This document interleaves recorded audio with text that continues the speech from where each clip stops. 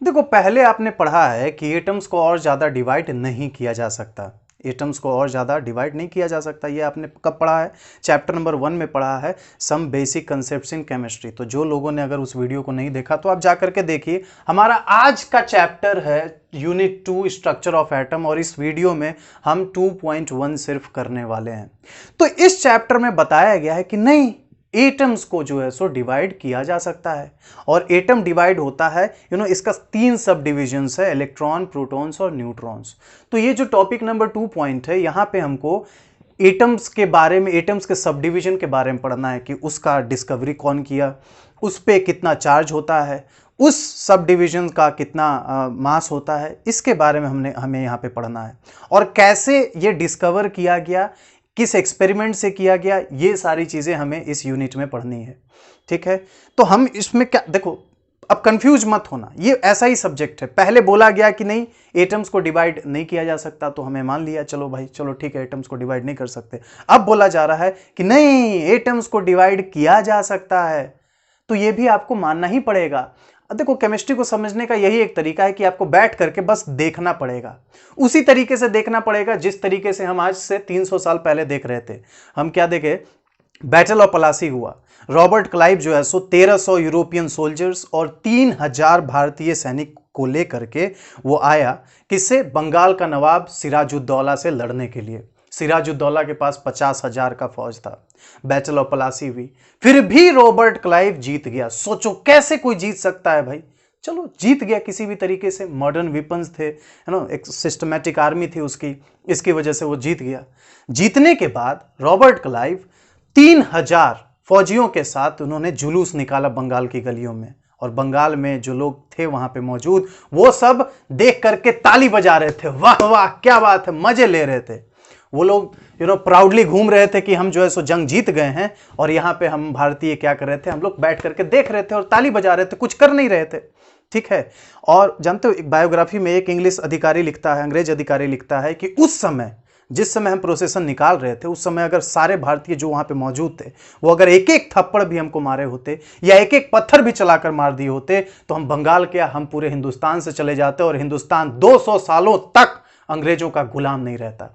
तो बस, हम कल भी देख रहे थे, हम आज भी देख रहे थे, कोई लूटता है, कोई पिटाता है, कोई गलत होता है समाज में, तो भी हम बैठ करके देखते रहते हैं। कोई किसी को छेड़ता है, कोई तुम्हारा काट करके चला जाता है, तो भी हम देखते रहते हैं। तो बस यहां पे भी केमिस्ट्री को समझने का यही तरीका है कि बस बैठ करके आप आराम से इसको देखते रहिए, मजा लीजिए।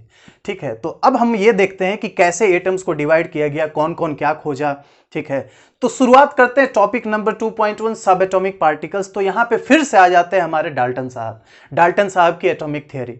अब डाल्टन साहब, देखो मैं इनसे इसलिए पहले भी बताया, बहुत ज्यादा प्रभावित इसलिए हूं क्योंकि ये एक ब्रिटिश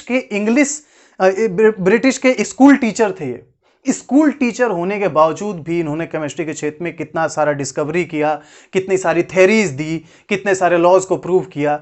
ये बहुत अच्छे इंसान थे, बहुत महान इंसान थे। तो डाल्टन एटॉमिक थ्योरी कहता है कि एटम्स को डिवाइड नहीं किया जा सकता, लेकिन यहीं पे वो डाल्टन साहब गलत हो जाते हैं। देखो, इसके पहले क्या है ना कि हम आपको बताए हैं, या फिर इस चैप्टर के ही इंट्रोडक्शन पार्ट में दिया हुआ है कि देखो, आज नहीं, एटम की खोज आज के कब हुई थी? 400 बीसी में हुई थी। कौन किया था? एक ग्रीक फिलोसोफर थे, उनका नाम था डिमिट्रिकस। उन्होंने बताया कि देखो, जब आप किसी भी मैटर को डिवाइड करना शुरू करते हैं, तो आप एक पॉइंट पर आकर के रुक जाएंगे कि उसके बाद एटम्स और ज्यादा डिवाइड नहीं होगा। ठीक है, तो उन्होंने जो लास्ट पार्ट जो डिवाइड नहीं किया जा सकता, उसका नाम उन्होंने रख दिया था एटोमियो। एटोमियो का मतलब ही होता है इनडिविजिबल, ग्रीक में, ग्रीक वर्ड है एटोमियो। तो उन्होंने इसका नाम रख दिया।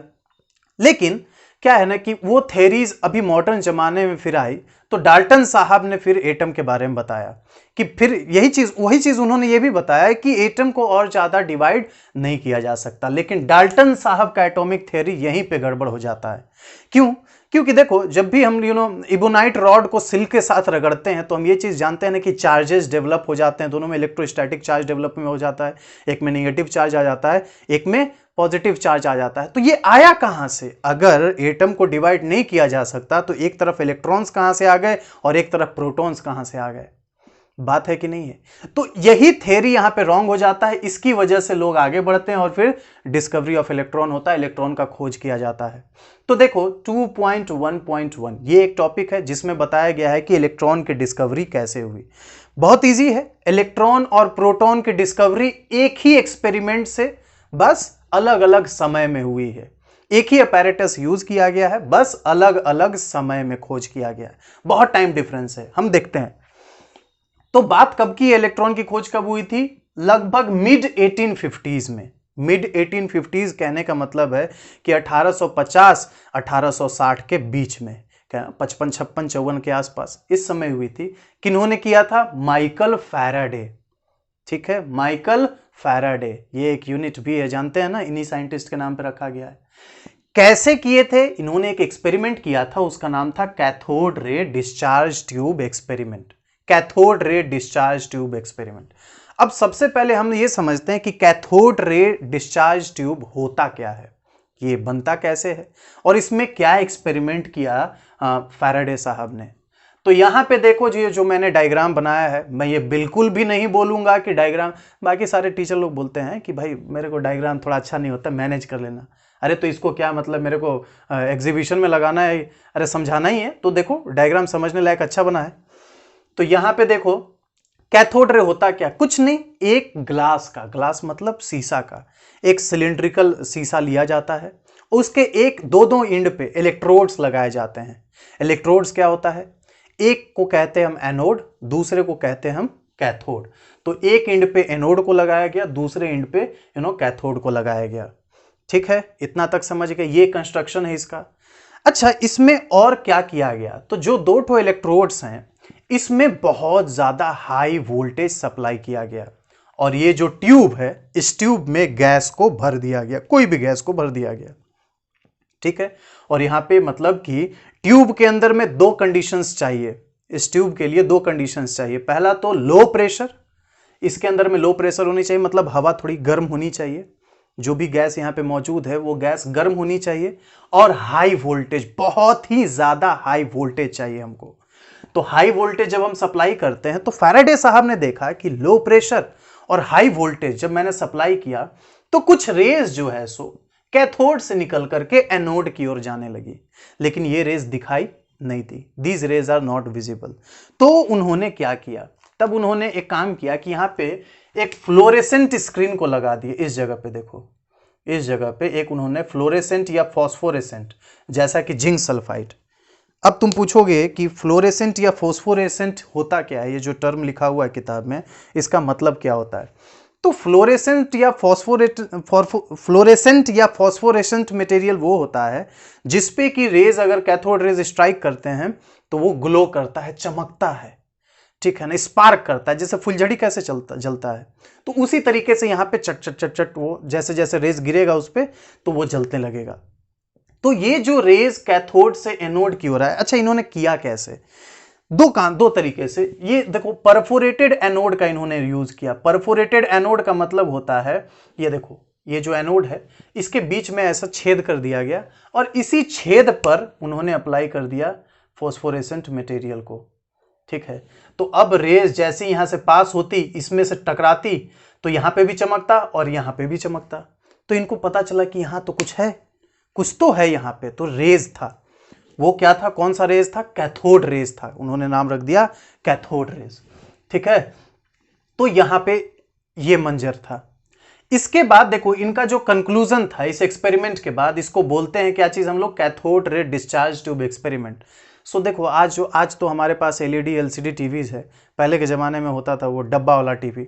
ठीक है, तो वो डब्बा वाला जो टीवी था, एक्चुअली में उसमें यही कैथोड रे ट्यूब ही यूज किया जाता है। ठीक है, और जो स्क्रीन पे तुम्हें आता है, जो चीज दिखाई देती है कलर में, एक्चुअली में वो फ्लोरेसेंस की वजह से ही दिखाई देता है। फ्लोरेसेंट मटेरियल वहां पे यूज होता है, और फिनोमिना होता है फ्लोरेसेंस, इसकी वजह से दिखाई देता है। तो एक फ्लोरेसेंट मटेरियल है, या फॉस्फोरेसेंट मटेरियल जिंक सल्फाइड। ठीक है, वो बहुत ही ज्यादा साइन करता है, जनरली उसी को यूज किया जाता है। तो इनका कुछ ये रिजल्ट था कि रेज जो हैं वो कैथोड से एनोड की ओर बढ़ते हैं। ये देखो कैथोड है, ये देखो एनोड है, रेज जो है सो इस डायरेक्शन में बढ़ते हैं। ठीक है, दूसरा इनका क्या था result, rays are invisible but can be viewed with fluorescence और फोस्फोरेसेंस मटेरियल।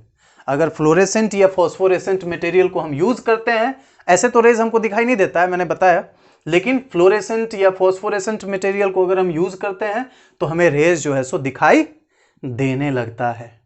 तीसरा, इन the absence of electric, EL को मैंने लिखा है इलेक्ट्रिक शॉर्ट में, जगह कम था, और MG magnetic, in the absence of electric और magnetic field rays travel in a straight line. अगर देखो इसके आसपास, इस डिस्चार्ज ट्यूब के आसपास कोई भी ना इलेक्ट्रिक फील्ड मौजूद है, ठीक है, और ना यहां पे कोई मैग्नेटिक फील्ड मौजूद है, मतलब कि कोई चुंबक वगैरह आसपास नहीं रखा हुआ है, कोई बिजली का तार बगल से नहीं गुजर रहा है, तो ये रेज जो है सो एकदम सीधा जाकर के एनोड से टकराएगा, ठीक है। चौथा है, cathode rays are made up of electrons. इन्होंने ये कंक्लूड किया कि ये जो कैथोड रेज है ना, इनमें कुछ तो चीज है जो जाकर के टकरा रहा है। उन्होंने उस चीज का नाम रख दिया इलेक्ट्रॉन्स, और यहीं से खोज हो जाती है इलेक्ट्रॉन की।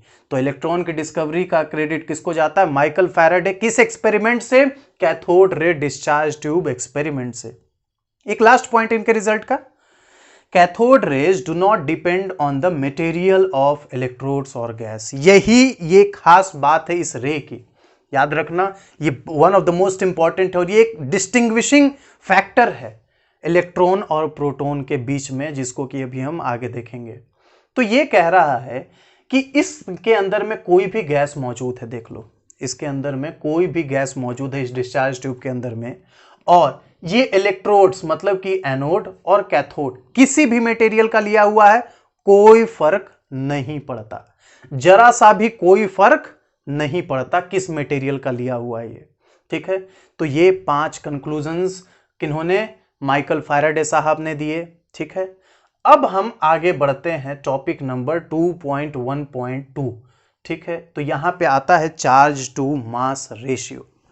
ये आपको समझना पड़ेगा, चार्ज क्या, हम लोग पढ़े कि ये एक क्या है, फंडामेंटल क्वांटिटी है ना, तो इसका एसआई यूनिट क्या होता है, कूलम।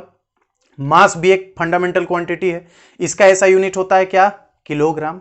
तो चार्ज और मास का रेशियो, तो ये थे साइंटिस्ट हमारे, एक ब्रिटिश फिजिसिस्ट थे, उनका नाम था जे थॉमसन, चचा थॉमसन मैं इन्हें कहता हूं। ये चचा थॉमसन के बारे में अभी हम आगे पढ़ने वाले हैं टॉपिक नंबर 2.2 में। थॉमसन, जे थॉमसन, चचा थॉमसन मॉडल ऑफ एटम।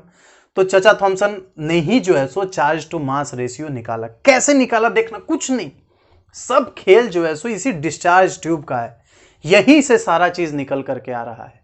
कैसे आया, तो क्या किया ये चचा थॉमसन साहब ने कि इन्होंने कुछ नहीं किया, यहां पे बस ये देखो, इसको मैं मिटा दूं अगर, तो ये रेज को ना और आगे पास होने दिया, और यहां पे एक बड़ा सा फ्लोरेसेंट स्क्रीन लगा दिया यहां पे, ठीक है।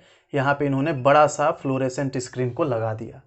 अब क्या किया इन्होंने, देखो इन्होंने, चाचा थॉमसन ने मैग्नेटिक फील्ड यहां से परपेंडिकुलर अप्लाई किया, कैथोड रेज इस तरफ जा रहा है, ठीक है।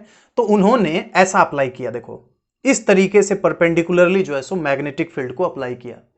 तो उन्होंने देखा कि ये रे जो है ये यहां से तो जा रहा है ऐसे, और यहां से जाने के बाद ये थोड़ा सा डेविएट होकर के, let's say it is coming on point A, ये आकर के पॉइंट ए पर टकरा जा रहा है, ठीक है। उसके बाद इन्होंने क्या किया कि अब यहां से इलेक्ट्रिक फील्ड को हटा दिया, अब मैग्नेटिक फील्ड को अप्लाई किया। अब मैग्नेटिक फील्ड इसके परपेंडिकुलर लगाया, तो ये देखो ये कैथोड रे जो है so let's say it is striking on the point B. तो एक बार इन्होंने परपेंडिकुलरली इलेक्ट्रिक फील्ड को अप्लाई किया, दूसरी बार इन्होंने परपेंडिकुलरली मैग्नेटिक फील्ड को अप्लाई किया, तो दोनों देखो दो अलग अलग पॉइंट्स पे जाकर के स्ट्राइक किए। अब इन्होंने बड़ी सावधानी से इलेक्ट्रिक और मैग्नेटिक फील्ड को हटा दिया, यहां से हटा दिया, ठीक है।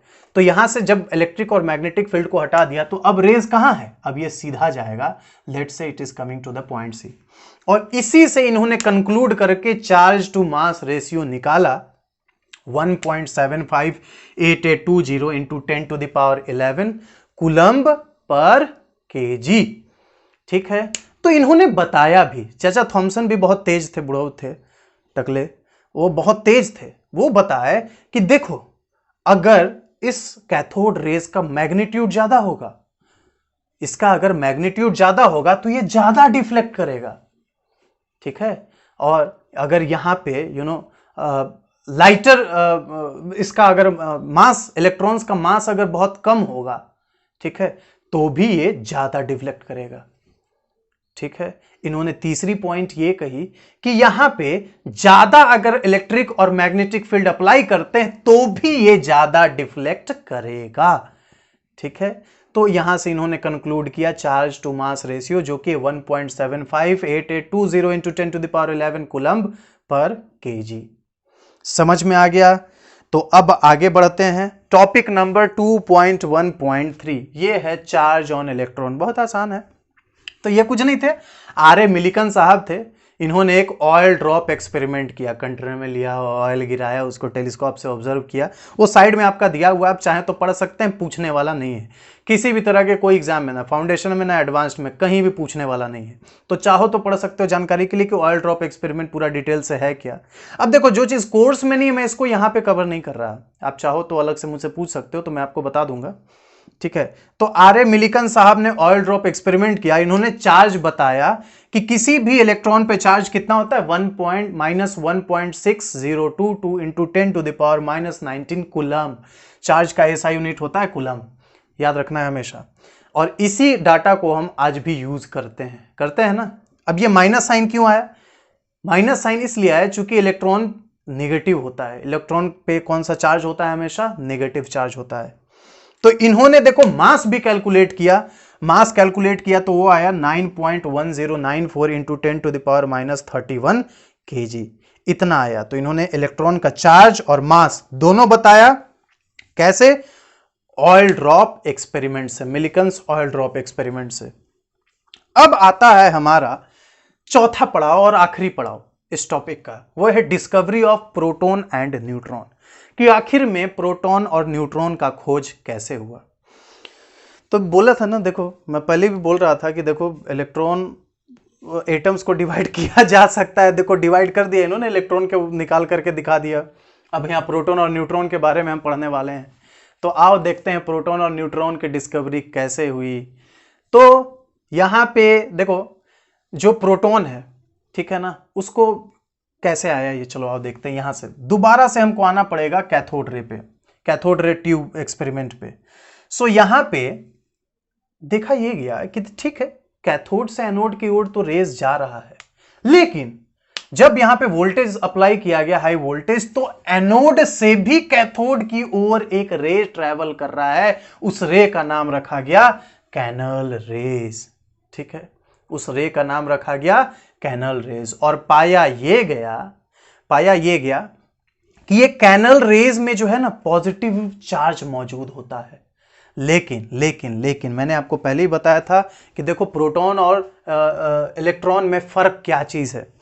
तो यहां पे हमने देखा था कि जो कैथोड रेज है वो डिपेंड नहीं करता है कि इसके अंदर में कौन सा गैस मौजूद है और इसके इलेक्ट्रोड्स किस चीज से बने हुए हैं, लेकिन ये जो कैनल रेज है या फिर कैनल रेज में जो पॉजिटिव पार्टिकल्स मौजूद हैं वो इस चीज पे डिपेंड करता है कि इसका नेचर कैसा है, गैस का नेचर कैसा है, और इसमें जो इलेक्ट्रोड्स यूज किए गए हैं वो कौन कौन यूज किए गए हैं, ठीक है ना।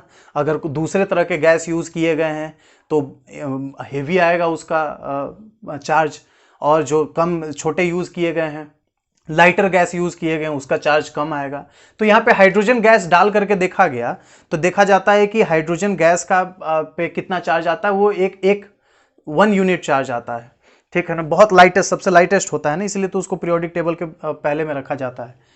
तो यहां पे देखो चार्ज टू मास रेशियो जो होता है वो गैस पर डिपेंड करता है, और ये जो कैनल रेज है या फिर प्रोटॉन है, ये जो है सो गैस का कैसा नेचर है उस पर डिपेंड करता है, और कैथोड एनोड दोनों पे डिपेंड करता है। उसके बाद इसका पूरे का पूरा अपोजिट बिहेवियर है किससे? कैथोड रेज से या फिर इलेक्ट्रॉन से। सो ये बात तो हम जानते हैं पहले से भी कि भैया प्रोटॉन में पॉजिटिव चार्ज मौजूद होता है और इलेक्ट्रॉन्स में निगेटिव चार्ज मौजूद होता है। तो यह था। उसके बाद न्यूट्रॉन की खोज कैसे हुई थी? एक थे जेम्स चैडविक चचा। चैडविक चचा 1932 में इन्होंने क्या किया, देखो कब की बात है, 1932 की बात है भाई। इस समय हम आज़ादी का अंतिम लड़ाई लड़ रहे थे और यहाँ पे जो है सो न्यूट्रॉन्स और इलेक्ट्रॉन्स का खोज चल रहा था, यही तो हम पीछे रह गए।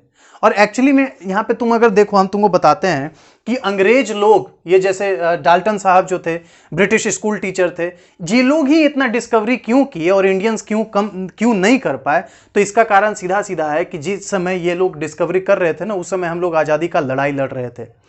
लेकिन इसका मतलब ये नहीं कि हम कर नहीं सकते थे। अगर हमारे साथ वैसी स्थिति नहीं होती तो शायद हम इनसे भी बहुत आगे होते और इनसे पहले ही सारी चीज़ों को खोज कर निकाल लिए होते। ठीक है, तो हम ऐसा नहीं है कि कमज़ोर हैं या पीछे हैं। तुमको पता है वियतनाम एक ऐसा देश है छोटा सा, जो अमेरिका से 20 साल तक जंग लड़ा। तुम मैप पे देखोगे ना, वियतनाम तुम ना के बराबर ही दिखेगा एकदम। मतलब हमारा एक राज्य भी कह लो तो बड़ा ही है वियतनाम देश से। वो वियतनाम देश अमेरिका से 20 साल अपनी आज़ादी के लिए जंग लड़ा। 20 साल मायने रखता है। और 20 साल बाद वियतनाम जंग जीत गया।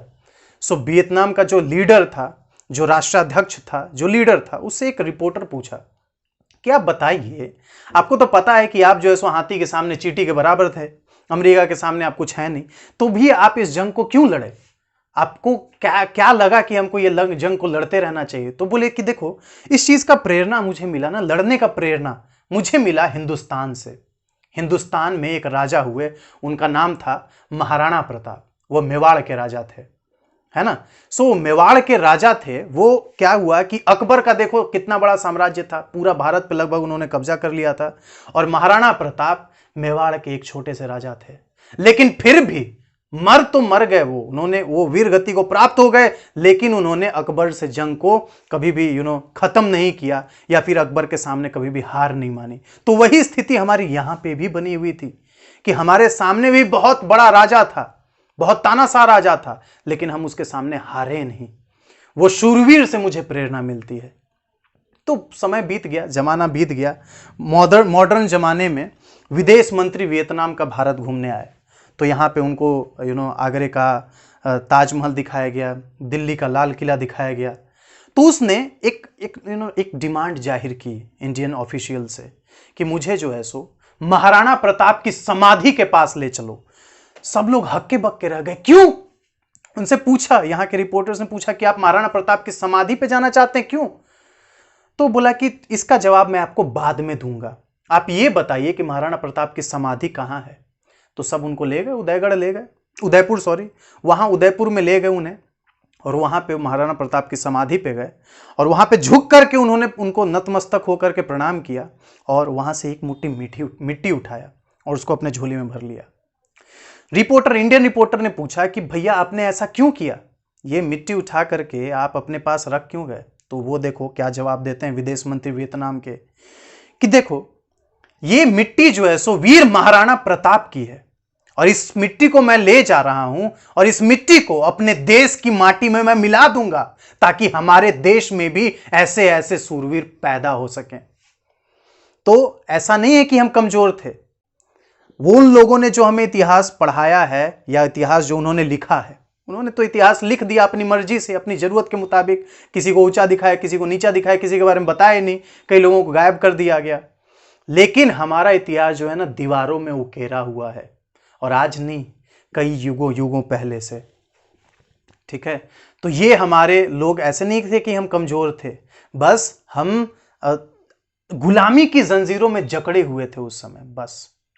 तो बस बात यही सा है। तो ये जो हमारा न्यूट्रॉन का डिस्कवरी हुआ चैडविक चचा ने किया 1932 में, इन्होंने क्या किया, एक बेरिलियम का सीट लिया। बेरिलियम जानते हो, ये एक एलिमेंट है, हाइड्रोजन, हीलियम, लिथियम, बेरिलियम, याद आया? वो बेरिलियम का एक सीट लिया, इस पे जो है सो इन्होंने अल्फा पार्टिकल को बम्बार्ड किया। अब देखो बम्बार्ड करना, मैं भी पहली बार सुना था, मुझे लगा विस्फोट बड़ा न्यूक्लियर वगैरह फोड़ेगा क्या, ये फोड़ रहा है वैसा क्या कुछ। तो बम्बार्ड करना मतलब होता है इसे फेंकना या टकराना, ठीक है ना, किसी चीज पे ऐसे टकरा देना। तो अल्फा पार्टिकल्स को इन्होंने बेरिलियम सीट पे बम्बार्ड किया। तो इनको देखो क्या मिला, इनको एक ऐसा चीज मिला जिसपे कोई चार्ज मौजूद नहीं था और जिसका मास जो है सो थोड़ा सा ज्यादा था प्रोटॉन से। ठीक है, तो इस तरीके से इन्होंने इसका नाम रख दिया न्यूट्रॉन, और इसका इनके डिस्कवरी का क्रेडिट जाता है किसको? चैडविक चचा को। तो बस इस टॉपिक में जो है सो इतना ही दिया हुआ है। अब अगला जो इसका टॉपिक है ना, टॉपिक नंबर 2.2, ये बहुत ही ज्यादा मजेदार टॉपिक है, क्योंकि वहां पे बताया गया है एटम के स्ट्रक्चर के बारे में। ठीक है, कि एटम है क्या, और कैसे कैसे लोग आए, सब अपना अपना दिमाग लगा करके, जुगाड़ लगा करके बताते गए कि भाई एटम ऐसा है, एटम ऐसा है। फिर लास्ट में देखते हैं, ये अगली वीडियो में देखेंगे कि किसका थ्योरी को एक्सेप्ट किया गया, किसका एटॉमिक मॉडल को आज हम मान करके चलते हैं। ठीक है, तो बस इस वीडियो में इतना ही। और कोई डाउट होता है तो आप हमें कमेंट करके पूछ सकते हैं, कोई जानकारी आपको अलग से चाहिए तो भी आप हमें पूछ सकते हैं। तो बस मिलते हैं बहुत जल्द अगली वीडियो में, तब तक के लिए दीजिए इजाज़त। बहुत बहुत धन्यवाद।